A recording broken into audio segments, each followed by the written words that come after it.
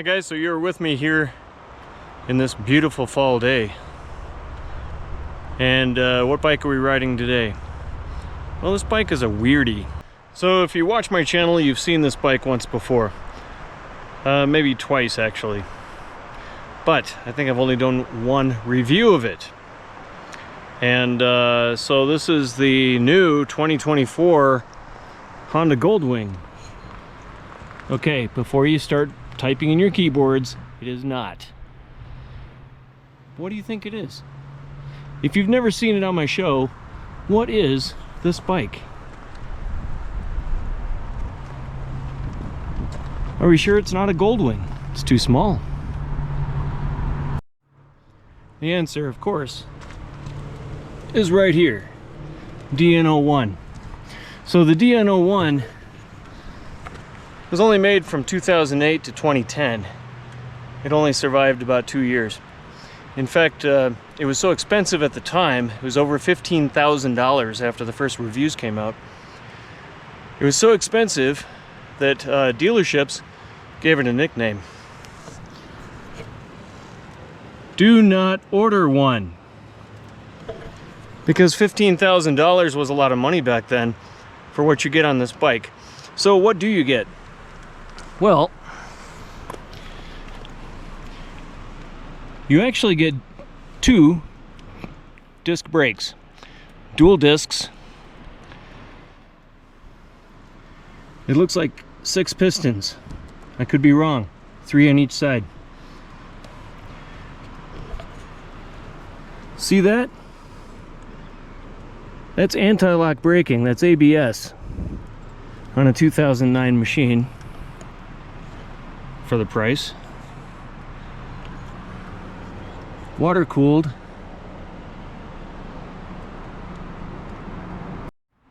You get this shark nose profile.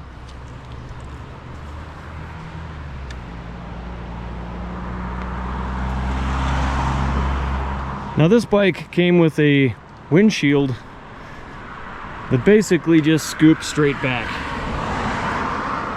And scooping straight back, it threw all the wind at your chest. So I did some research and I fitted it with a GV windshield. It's the only one made that I can find for the DN01, made to fit it.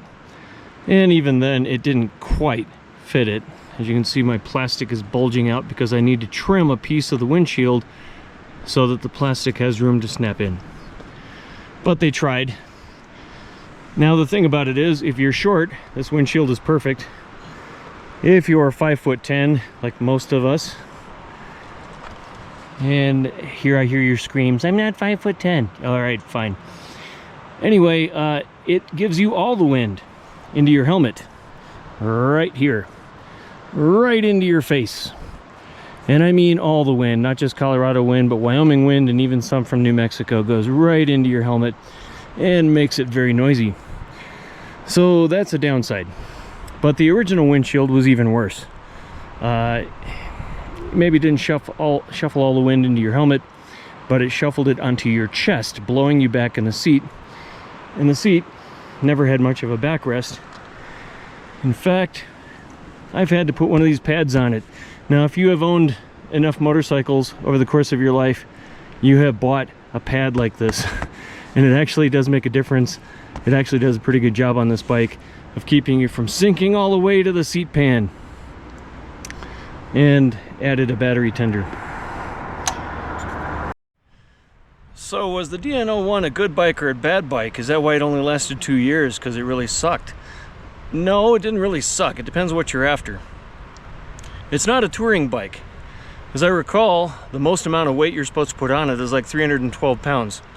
Which means you're not going to put a whole lot of luggage on there or a second person. Let me requalify, a second middle-aged American person. Yeah, 312 pounds is not a whole lot of weight capability for a motorcycle. The engine is a 680cc V-twin. It's actually pretty good. And for one person, it'll get you around just fine. Motorcycle News magazine They dynoed the rear wheel at 51 horsepower. 51 horsepower is not a whole lot, but it will do 113 miles an hour with one person.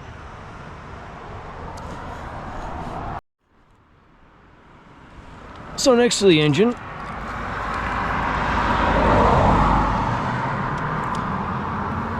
is a Honda HFT. What does the Honda HFT stand for? That's human-friendly transmission. Somebody online called it a CVT because it is continuously variable, but it is not a belt transmission. According to my Honda mechanic, the human-friendly transmission uses a set of cylinders or pistons and hydraulic pressure, making it nearly indestructible. So there's apparently no belt inside to brake, like most CVTs. So is it a scooter then, if it has a CVT? Or is it a motorcycle? Well, it can go 113 miles an hour and it weighs 600 pounds, so that kind of puts it in the motorcycle class. But it's an automatic transmission. You can paddle shift a little bit, plus and minus, but you'll never feel a gear change. Unlike a DCT that has dual clutches and still has 5 or 6 or 7 gears, there's no gears here. You feel nothing change. And that is what makes this bike so unique. When you start the bike and you put it in drive, D over here, you feel nothing. Nothing clunks into place. Nothing shifts.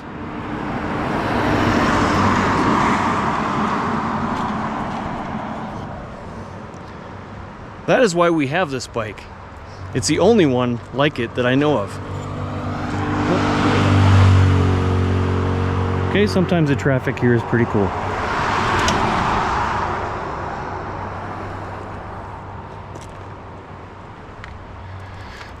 So all the exhaust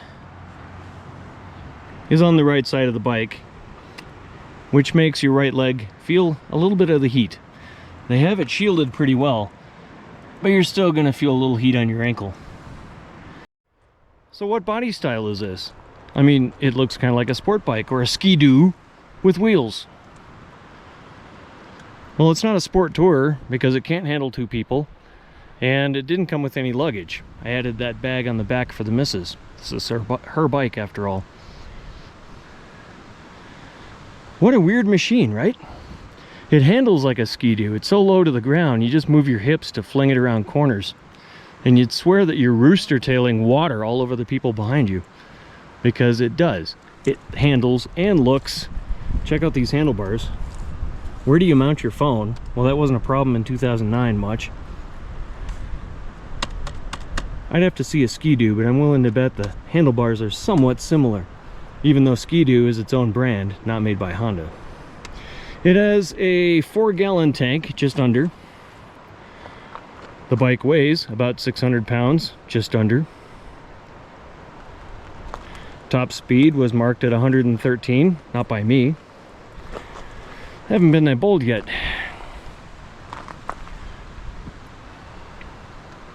The DN01. I don't know if I would have ordered one brand new, but we picked it up for a song, considering its age. It is super comfortable because you're like sitting at the kitchen table, which I have often said is really good ergonomics. But unlike the kitchen table, there's no backrest on my chair. Now, oh, who's that really expensive $900 seat company? You know which one I'm talking about. Well, they make a $900 seat for it with a backrest. But that particular company, it felt like I was sitting on a leather-wrapped brick on the 2 of them I've had. And I don't like sitting on leather-wrapped bricks, so I'm not going to drop the $9 on that just to get a backrest.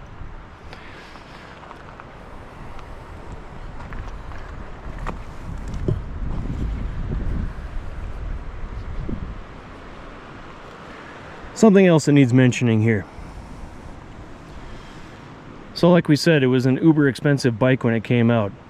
For one thing, it had a very unique transmission, a nearly indestructible transmission, a V-twin engine that's water cooled, anti-lock brakes, and a shaft drive.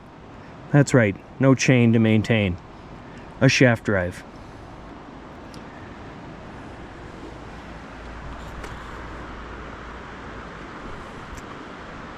What do you think of the DN01?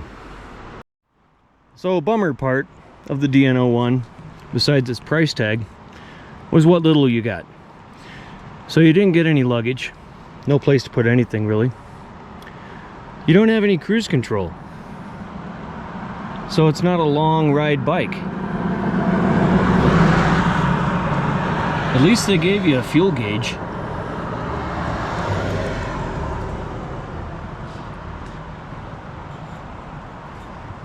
And you got really wide mirrors. Don't know where that's looking.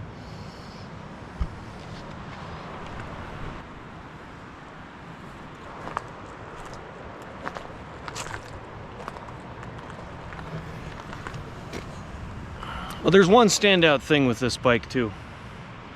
I mean, besides the shaft drive, besides the almost indestructible transmission, and that is, it was made in 2009, this one was.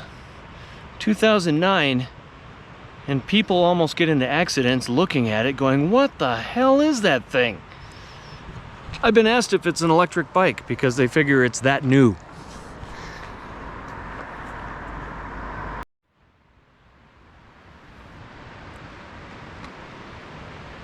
Now originally it had neither LED lights, nor did both lights glow.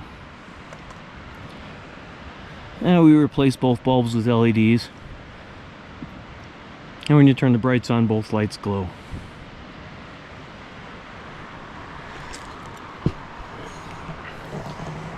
Now why did I call it a Goldwing? Because somebody else, one of my friends, called it a mini Goldwing, a baby wing. And these headlights right here, these, not headlights, but turn indicators, they kind of indicate that kind of a baby Goldwing look, don't you think? Anyway, I'm gonna go ride some more up the hill because sun's going behind the clouds. I'm losing my beautiful fall foliage colors that I so want to take more photos of.